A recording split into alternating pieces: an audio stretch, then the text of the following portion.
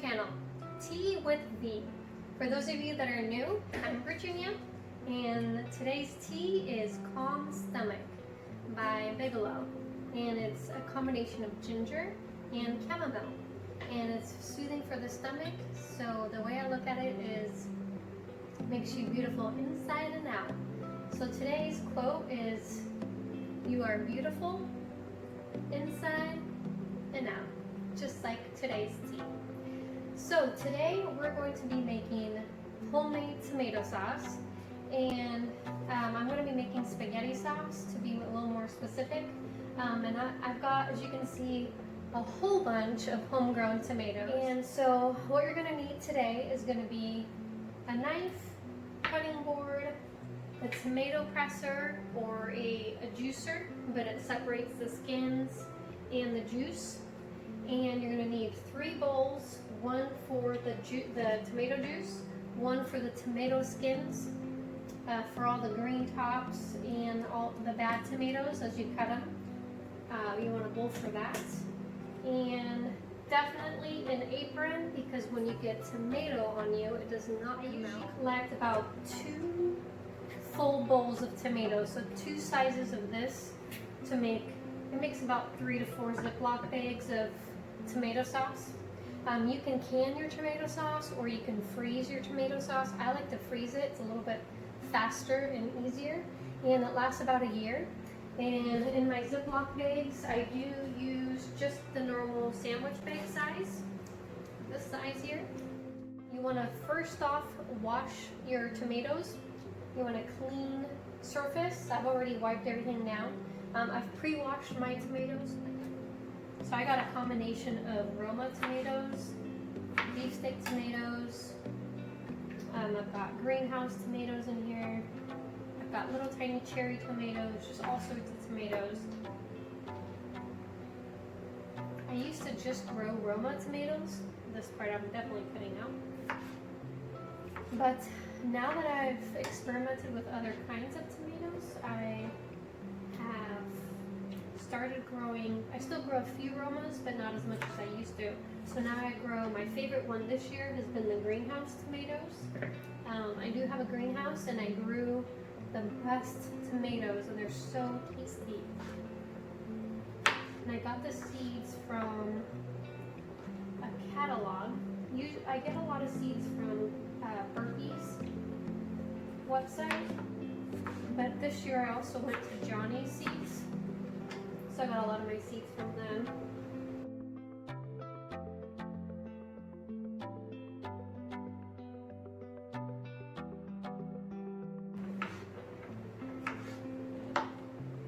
So you can see the tomatoes are poking out at the top there. That's definitely enough.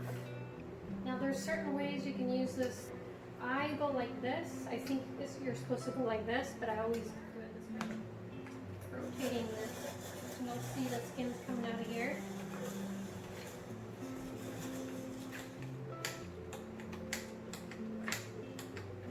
That's why it gets a little messy. You see that? The juice? That's why I wear an apron. Sometimes that juice comes towards me. Okay, that's the whole bowl.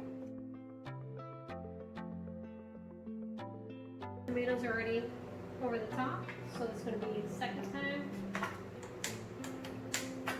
Crank it away. I've actually tried grapes too, homegrown grapes in here. I didn't get a lot of juice out of them, so I felt like I kind of wasted a lot of the grape itself, so I just eat my grapes now rather than juice them. So I give all my leftover skins to my chickens. Doesn't mean they eat it all, but they do pick at it a little bit. They're so spoiled. I boil it for about at least 30 minutes. I'll show you how long I wait. I'll show you here.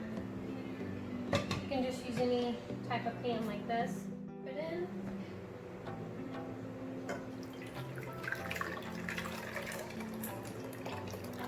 Not up yet. I'm just going to leave it back here. We're going to continue, since I've got the mess going here. Let's just continue cutting.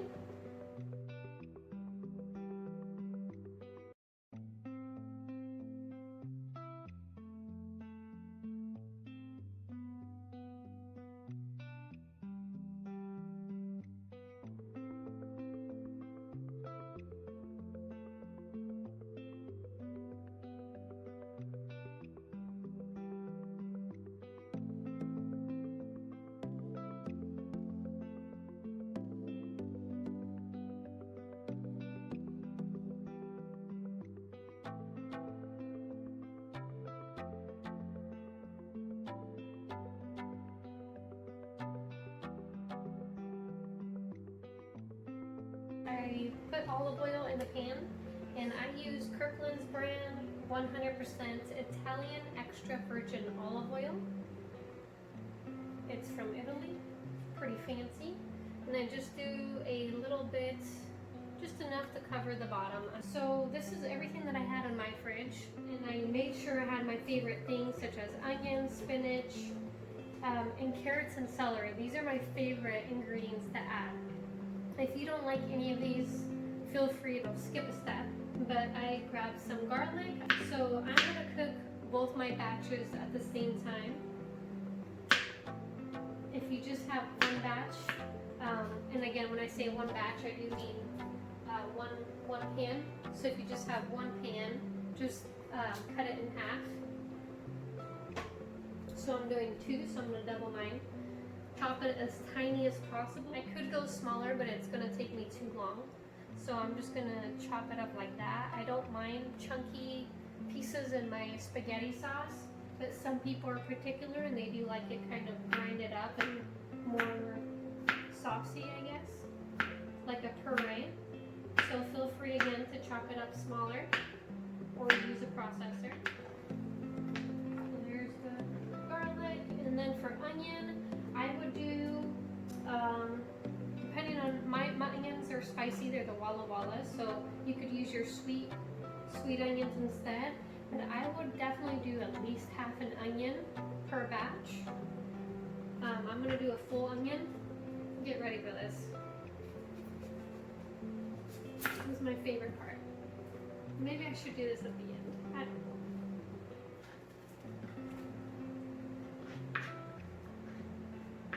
Here it's kind of give it a little bit of sweetness because I don't use sweet onions. I use spicy onions. So this is kind of counteracts that spicy and gives it a little bit of natural sweetness.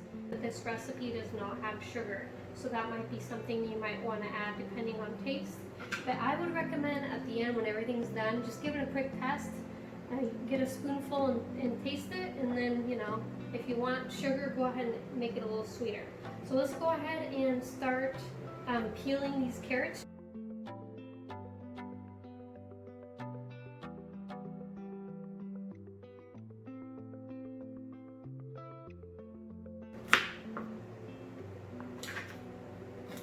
I like to chop all the tops off mine, but some people like keeping the tops on, so it's just optional. And then just chop them really thin. And now I'm going to use some homegrown peppers. I've got 3.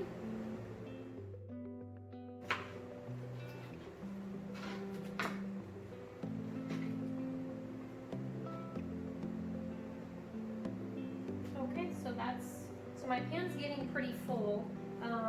I should probably start cooking it real fast, so I'm going to start browning it up on the stove, and everything's going to shrink a little bit. So I'm going to do that because it's getting really full, so I'll be right back.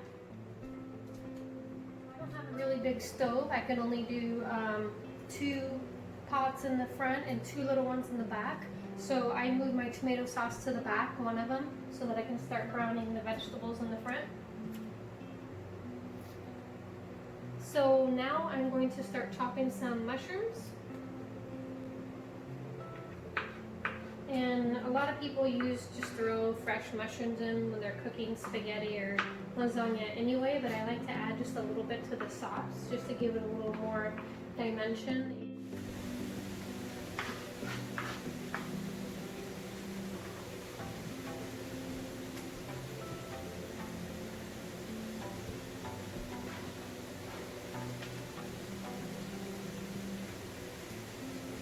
Okay, and now I've got some homegrown zucchini.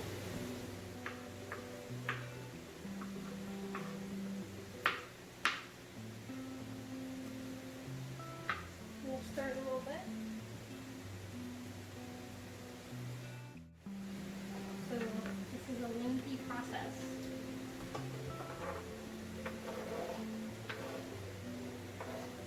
One of my favorite parts. I love spinach. And I didn't have very much left, unfortunately. Kind of sad. But I'm just going to dump the rest of what I have in the pan. I would normally put this much in one batch. I go a little crazy on spinach.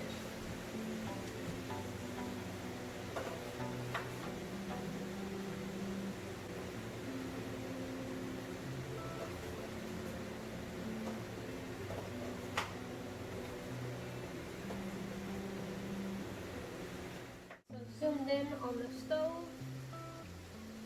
You can see the tomato sauce. For spaghetti sauce, you want it a little bit thicker. So we do have to lose a lot of this sauce, unfortunately. But look how beautiful and red it is. That's so nice. Okay, and then all our vegetables are cooking on the side. So you want to cook them until they start turning brown, and then that's the indicator that you can pour it in with your tomato sauce.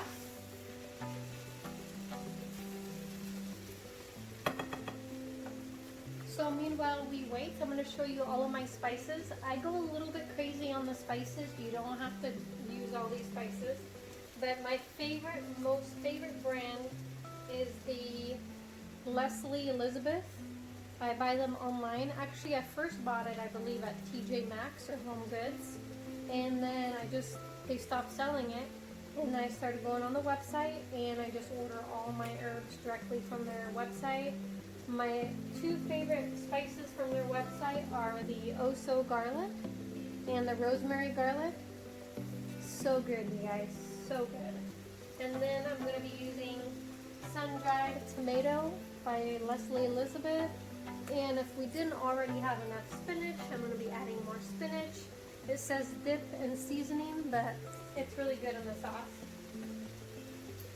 Then I've got a different brand.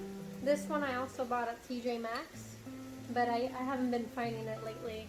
It's called the Gourmet Collection. Roasted garlic, rosemary, and sea salt blend. And it's my favorite. I've gone through several jars and I can't find it anymore. And then I've got some homemade spices, and you can throw in some bay leaves. This is optional. I actually grew my own bay leaves and I threw them in this jar. It says bay leaves on it, but these are my homegrown bay leaves. I play around with it. Sometimes I'll use them and sometimes I don't. And this is my homegrown spice blend. I will show you in a different video how to make your own homegrown herb. So I've got 3 different mixes in here. And then just kind of mix a nice little powder. And I'm cooking on medium high and medium heat, as you can tell, for the tomato sauce. And I don't have enough space to be cooking this one right now, so it's just on hold. But you definitely want to be continuously stirring your sauce. Walk away, just set your timer. I've got a little timer here on the side. I've got mine set on my canning mode, which is 10 minutes, but you want to set it to your 5-minute interval. That way you don't get too distracted like me. Start a different project or start some laundry.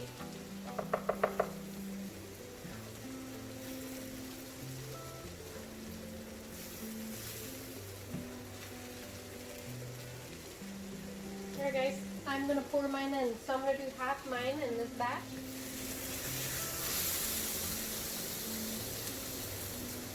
Turn it off. And then I'm going to bring my other tomato sauce up front and get that going because it's getting late. Alright, so that was probably a little bit more than half. Oopsie daisy. Let's get that moved towards the back. We'll get this one moved towards the front. Now we'll turn it on medium high. And this guy does not fit, so I'll be right back. I'm going to do a little... Okay, so we got some sun-dried tomato going in. So sun-dried tomato is going to be amazing in tomato sauce, obviously. Then rosemary garlic. I mean, can't really go wrong there if you like rosemary and garlic combination. I do almost a full cap. Then spinach. We all know that's my favorite, so I do go pretty heavy on the spinach.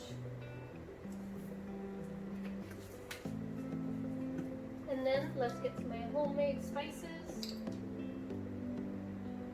I do about a big tablespoon and maybe a small teaspoon to the Oh-So garlic. So I've got about this much left. Perfect.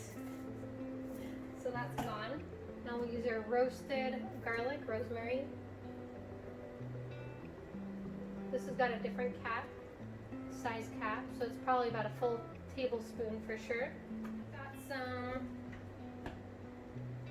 pepper, see peppercini maybe, and it's getting kind of old and it does need to be mixed up a little bit, but it's chili pepper and garlic, and this is from Spain. I just throw just the smallest amount. I don't really like spicy food, so this is a lot of pepper right there, so not even a fourth of a teaspoon. I mean, it was the smallest amount, and believe it or not, that will add a good kick. That's all we need, just a little kick. We don't want a boot, we want a kick. Just make sure when you walk away though that it doesn't boil too heavily, because it will spill over, so you don't want to walk away for too long. It is important to put on your timer.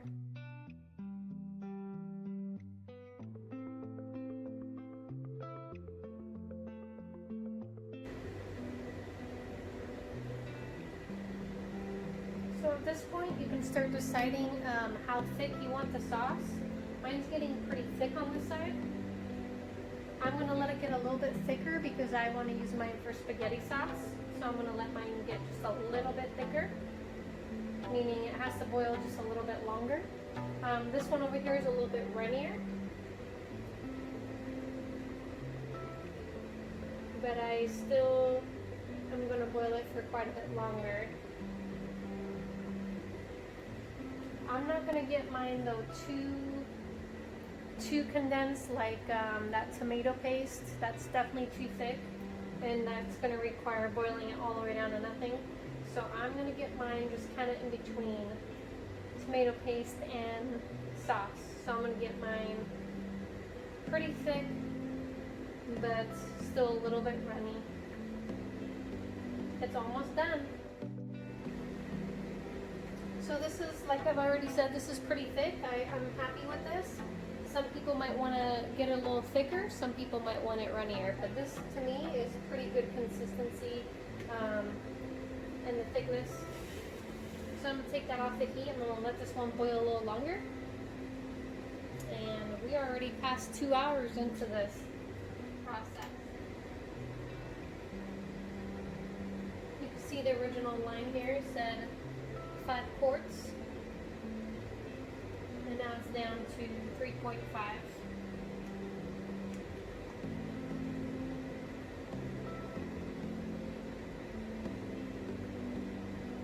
So we don't lose half, I guess, from the evaporation, but it's pretty close to losing half. This one actually was a lot thicker than I expected. I usually lose more than this. I'm not sure if it's the type of tomato. This year I'm growing different tomatoes. Last year I did all Roma tomatoes, and then I added a few different varieties, so maybe that has something to do with it. I'm not sure. Mine is at 3 quarts line right here, so you can tell it went down pretty good from 5 quarts down to 3. So it's boiled down to a good consistency. I really like this thickness. Hopefully you can tell, you can see that. I think it's safe to say that it's good for spaghetti sauce at this point. So I'm going to go ahead and pull this off the heat, set it aside, let it cool. And then once it cools down, I'll start putting them in the Ziploc bags. To our YouTubers. Hello.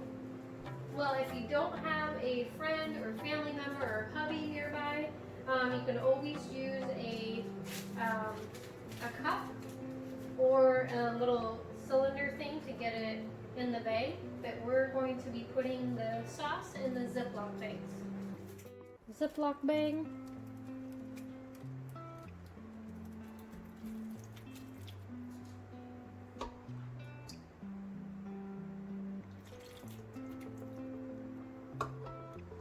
It's just a little bit easier with the helper, but yeah, about 4 cups. Takes about 4 cups to fill up a bag perfectly. And this bag does about 1 serving for spaghetti sauce, and it just cooks for 2 people. So I cook for Andrew and I, so it's good for 2 people with a little bit of leftover. Final product, you guys. So it's a little bit swollen right now because it is warmer than usual. I usually wait a little bit longer, but we're gonna get this finished up and we're gonna